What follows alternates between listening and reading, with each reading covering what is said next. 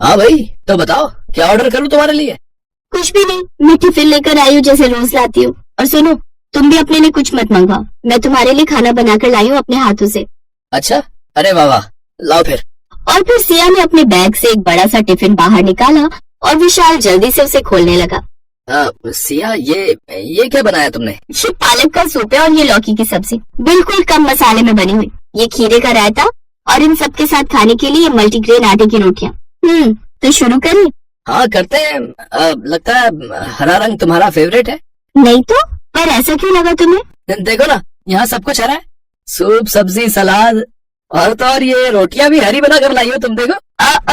अरे हाँ, एक्चुअली वो सूप बनाने के बाद थोड़ी सी पालक बच गई थी, तो मैंने रोटियों के आटे के साथ गूंथ दी, इससे ये और हेल्दी बन गई। तुम खाओ ना, अब किसका वेट कर रहे हो? सिया का मन रखने के लिए विशाल ने उसके टिफिन से थोड़ा बहुत खाना खाया और फिर सब कुछ बढ़िया है। सिया, मुझे अभी याद आया, आज घर जल्दी पहुंचना है, कुछ काम है, तो मैं चलूं? अरे पर खाना तो अच्छे से खा लो। हाँ, मैंने खा लिया, अच्छे से कहा, सच में।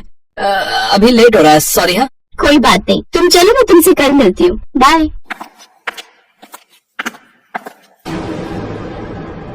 ओ भाई ओ, जल्दी से एक पेटीज और एक पेस्ट्री निकाल दे, और सुन, एक गर्मा गर्म चाय भी, मलाई मार के। ओ भाई ओ, भटेगा क्या है? अभी तो तू सिया के साथ उसका टिफिन खा रहा था, और अब यहाँ आकर पेटीज और पेस्ट्री। अरे यार क्या बताऊं, हरी सब्जियों की दुकान लगा कर लाई थी टिफिन में, उसे बुरा न लगे इसलिए बस थोड़ा बहुत चख लिया। सूप, सलाद और लौकी की सब्जी। अब बताओ, ये सब खाऊंगा क्या मैं?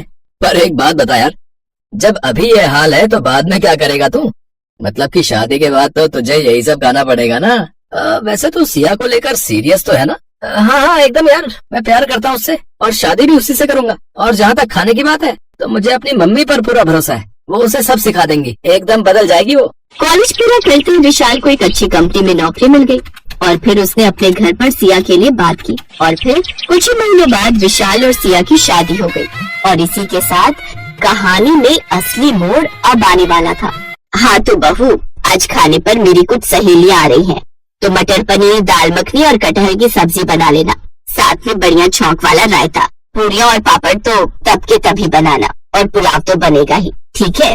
और हाँ, मीठे में चावल की खीर अभी बनाकर रख लो, फ्रिज की ठंडी खीर बढ़िया लगेगी एकदम। जी मम्मी जी। घबरा गई क्या बहू रानी? फिक्र मत करो, रसोई में तुम्हें अकेले नहीं झोंकूंगी, दोनों मिलकर सब बना लेंगे, ठीक है? नहीं मम्मी जी, आप आराम कीजिए, मैं सब कर लूंगी। सच में? तुम कर लोगी सब अकेले? जी मम्मी जी, वैसे भी रसोई में मेरा बड़ा मन लगता है। अच्छा चलो, ये तो बहुत अच्छी बात है, फिर मैं ऐसा करती हूँ, आज मंदिर हो आती हूँ। इतनी अच्छी बहू दी है भगवान ने मुझे, तो प्रसाद तो चढ़ाना ही चाहिए ना। अपनी सास की बात सुनकर सिया मुस्कुरा दी और फिर रसोई के अंदर चली गई। करीब 3 घंटों तक सिया रसोई में अकेले ही लगी रही, और फिर खाने की मेज पर अब तुम लोगों को क्या कहूँ मैं, अगर चिराग लेकर भी ढूंढती ना तो भी ऐसी बहू नहीं मिलती। आज का सारा खाना खुद अकेले बनाया है, मुझे तो साफ कह दिया कि मम्मी जी आप जाकर आराम करो। अब बताओ, इस कलयुग में मिलेगी कहीं ऐसी संस्कारी बहू? अरे वाह कावेरी, नसीब हो तो तुम्हारे जैसा, पर बहू है कहाँ, जरा हमें भी तो मिलवाओ उससे। हाँ, मैं अभी बुलाती हूँ। बहू, सिया बेटा, मैं कुछ मदद करूँ क्या? नहीं मम्मी जी, सब हो गया, मैं बस आ ही रही थी। ये कहते हुए सिया ने डाइनिंग टेबल पर एक बड़ा सा बर्तन रख दिया, जिसे देखकर सामने बैठी कावेरी की सहेली ने कहा, बस खाने में यही है क्या?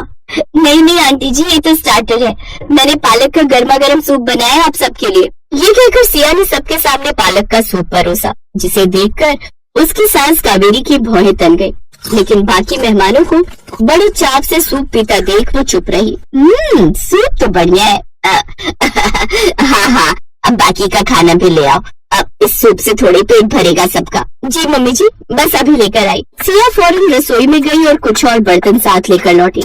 उसने जैसे खाने के बर्तन खोले तो खाना देखकर कावेरी ने सिया से कहा, बहू ये क्या बनाया है? गर्मा गर्म इडली सांभर है, ताजे नारियल की चटनी के साथ। ये तो मैं पहली बार खाऊंगी। अब ये है ना सांभर? अरे लगता है घर की सारी सब्जियां उठाकर डाल दी इसमें तो तुमने।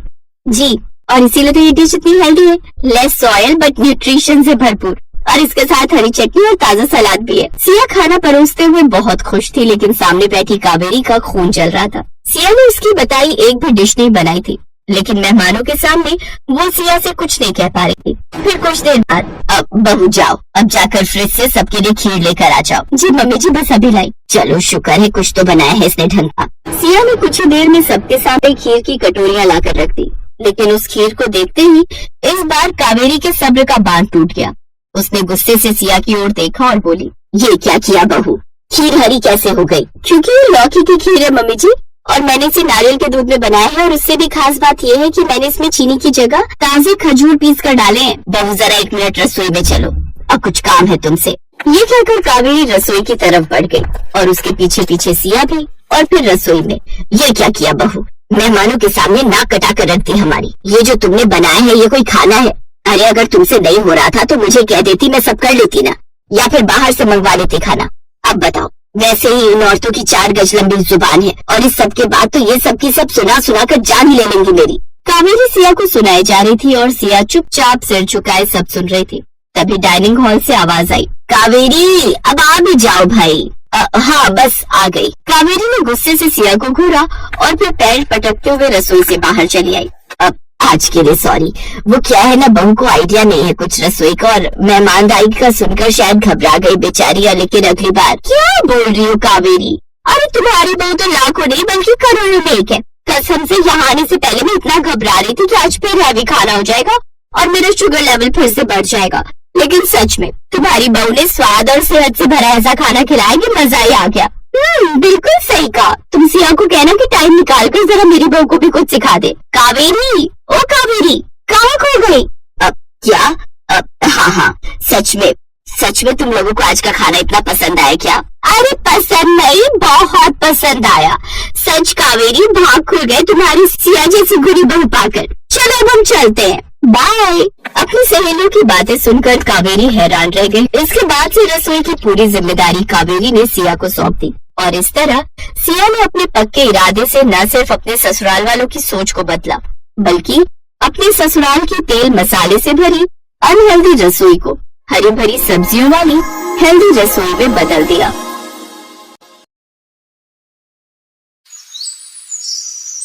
पूर्वी की माँ शांति घरों में सफाई बर्तन का काम करती थी। पूर्वी जब साल भर की थी तभी उसके पिता ने दूसरी शादी कर ली और पूर्वी को उसकी माँ के साथ घर से निकाल दिया।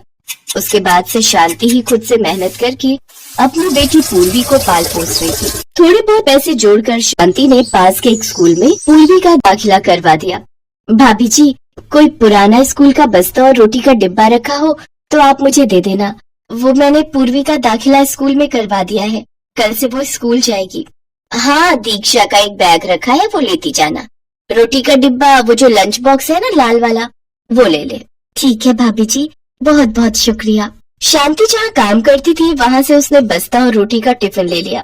वो स्कूल का बस्ता और रोटी का डिब्बा लेकर घर पहुँची तो पूर्वी की खुशी का ठिकाना नहीं था। माँ, ये मेरा स्कूल बैग है, अब मैं भी स्कूल पढ़ने जाऊंगी, बहुत मजा आएगा। पता है माँ, शीतल बता रही थी जब इंटरवल होता है ना तो सब बच्चे खाना खाते हैं, फिर एक साथ खेलते हैं, खूब मजा आता है। सब बच्चे रोजाना अच्छा अच्छा खाना लाते हैं, आप मुझे भी अच्छा अच्छा खाना देना।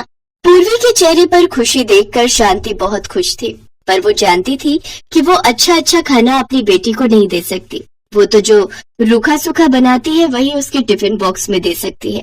अगले दिन शांति पूर्वी के लंच बॉक्स में रोटी और थोड़ी सी सब्जी रख देती है। पूर्वी स्कूल पहुंचती है। लंच टाइम में सब बच्चे अच्छा अच्छा खाना खा रहे थे। पूर्वी, चल लंच करते हैं, इंटरवल हो गया है। हाँ ठीक है, चल। शीतल, आज तू क्या लाई है लंच में? आज मैं सैंडविच लाई हूँ, और तू क्या लाई है? मेरा तो आज पुलाव खाने का मन था तो मम्मी ने आज पुलाव बना कर दिया है। और पूर्वी, तू क्या लाई है? अरे तू तो रोटी सब्जी लाई है, वो भी थोड़ी थोड़ी है, ये कोई लंच थोड़ी होता है। इतना बोरिंग। पूर्वी, ये तो तू अकेले बैठ कर खा। सभी बच्चे मिलकर खाना खा रहे थे, पर पूर्वी बिल्कुल अकेली थी। वो अपनी थोड़ी सी सब्जी और सूखी रोटी अकेले ही खा रही थी। कुछ देर के लिए वो उदास हो गई, पर उसके बाद फिर से सब बच्चों का ध्यान पढ़ाई में लग गया तो वो इस बात को भूल गई। पर अब पूर्वी रोजाना ही थोड़ी सी सब्जी और रोटी लाने लगी। अब कोई भी बच्चा उसके साथ बैठकर लंच नहीं करता था। क्या पूर्वी, तू रोजाना ही रोटी सब्जी ले आती है? तेरे घर पर कुछ और नहीं बनता है क्या? छोड़ ना, देख आज मैं कितना टेस्टी लंच लाई हूँ, इसके चक्कर में सब ठंडा हो जाएगा। पूर्वी इस बात को लेकर उदास रहती थी कि क्लास के बच्चे उसका मजाक उड़ाते हैं।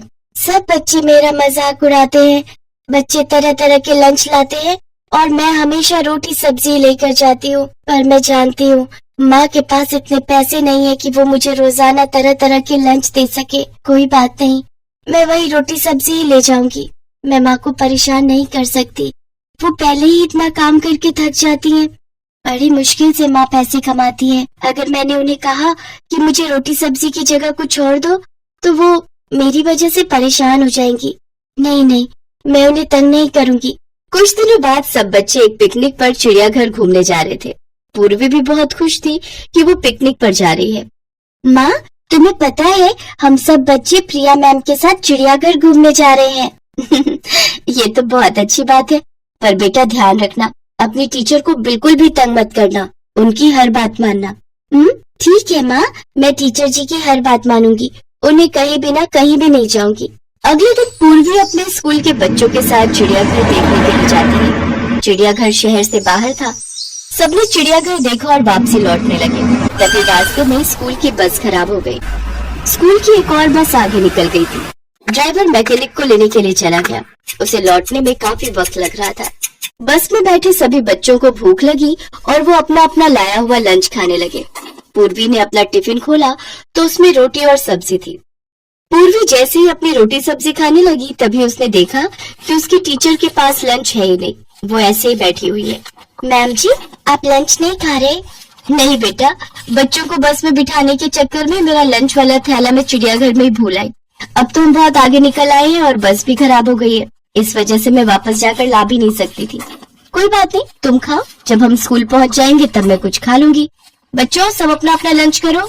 सब बच्चे आपस में मस्ती करते हुए अपना अपना लंच कर चुके थे। बच्चे नींद में थे तो सब बस में ही सो गए। ड्राइवर मैकेनिक को ले आया था। मैकेनिक बस को ठीक कर रहा था। भैया, अभी बस ठीक होने में कितना समय लगेगा? मैडम जी, अभी 1 घंटा और लग जाएगा, बाकी कोशिश कर रहे हैं थोड़ी जल्दी हो जाए। अगर 1 घंटा ठीक होने में लगा तो हमें स्कूल पहुंचते पहुंचते 2 घंटे तो मानकर चलो, शाम के 7 बजे जाएंगे। प्रिंसिपल मैडम को फोन कर देती हूँ, वो चिंता कर रही होंगी। अब तो मुझे भूख भी लगाई है, यहाँ आसपास तो सुनसान है, कुछ भी खाने को नहीं मिलेगा। अरे पूर्वी बेटा, सब बच्चे सो गए, तुम्हें नींद नहीं आई? थोड़ी देर सो जाओ। अरे तुमने लंच नहीं किया? मैडम जी, आपने भी तो कुछ नहीं खाया, इसीलिए मैंने लंच अभी तक खोला ही नहीं। आप मेरे लंच में से थोड़ा खा लो। कितनी प्यारी बच्ची है, मेरे पीछे इसने कुछ भी नहीं खाया, इसके में से थोड़ा सा खा लेती हूँ ताकि ये भी खा ले। लाओ पूर्वी, मुझे दो, मैं थोड़ा खा लेती हूँ। क्या हुआ? लाओ। मैडम जी, मेरे पास ये रोटी सब्जी ही है, बाकी बच्चों की तरह अच्छा अच्छा खाना नहीं है। माँ कहती है जब हमारे पास बहुत सारे पैसे होंगे तब वो अच्छा अच्छा खाना लाएंगी। पूर्वी बेटा, खाना सभी अच्छा होता है, रोटी सब्जी तो और भी अच्छी होती है। अरे वाह, आलू की सब्जी और साथ में रोटी, मुझे तो भूख से रुका ही नहीं जा रहा, मैं तो पूरी रोटी खाऊंगी। मासूम पूर्वी की भोली बातें सुनकर टीचर भी भावुक हो जाती है। वो पूर्वी के लंच में से एक रोटी और सब्जी खाती है। पूर्वी बहुत खुश थी। कुछ देर बाद बस ठीक हो जाती है। सब लोग स्कूल पहुंचते हैं। अगले दिन पूर्वी स्कूल पहुंचती है तो उसके लंच बॉक्स में वही रोटी सब्जी थी। सब बच्चे फिर उस पर हंसने लगे। तभी पूर्वी की टीचर उसे अपने पास बुलाती है। पूर्वी, तुम्हारी रोटी सब्जी मुझे बहुत अच्छी लगी थी, क्या आज भी मैं तुम्हारा लंच खा सकती हूँ? जी मैम, ये लीजिए। अरे, अगर तुमने मुझे ये टिफिन दे दिया तो फिर तुम क्या खाओगी? कोई बात नहीं मैम जी, मैं घर जाकर खा लूंगी। ऐसे कैसे? एक काम करो, आज तुम मेरा लंच खा लो, ठीक है? मैम पूर्वी को अपना लंच दे रही है। हाँ, वही मैं देख रही हूँ। मैम अपना लंच कभी किसी को नहीं देती, हमसे तो इन्होंने कभी भी लंच शेयर नहीं किया। आपका लंच मैम जी? हाँ, वो आज मैंने घर पर बर्गर बनाए थे, पर मुझे तुम्हारी रोटी सब्जी इतनी पसंद आई थी कि मुझे लगा कि ये बर्गर अगर तुम खा लो और मैं तुम्हारी रोटी सब्जी। तुम्हें बर्गर पसंद है ना? बर्गर? वो तो मैंने कभी खाए ही नहीं ma'am ji. Thank you ma'am ji. Purvi की टीचर प्रिया जानती थी कि पूर्वी एक गरीब बच्ची है। वो जानती थी कि पूर्वी की माँ के पास इतने पैसे नहीं है कि वो पूर्वी को तरह तरह के व्यंजन बनाकर और खरीद कर खिला सके। इसीलिए प्रिया बहाने से पूर्वी के लिए बर्गर लाई थी। ताकि पूर्वी के चेहरे पर एक नया लंच देखकर खुशी आ सके। और यही हुआ। जब पूर्वी ने टिफिन खोला तो उसमें 2 बहुत ही टेस्टी बर्गर पैक किए हुए थे। पूर्वी को बर्गर खाते हुए जो खुशी मिल रही थी, उस खुशी को देखकर टीचर प्रिया की आंखें भी थोड़ी नम हो गई। इसके बाद कभी कभी बहाने से टीचर प्रिया पूर्वी के लिए तरह तरह के खाने पीने की चीजें लाती रहती थी। एक छोटी सी प्यारी मासूम बच्ची का दिल कितना बड़ा है, ये बात प्रिया को उस दिन बस में समझ आ गई थी। इसीलिए टीचर होने के नाते उसने अपनी तरफ से पूरी कोशिश की कि वो भी पूर्वी के चेहरे पर खुशी ला सके। यही कोशिश कामयाब रही और पूर्वी के चेहरे पर खुशी आ गई।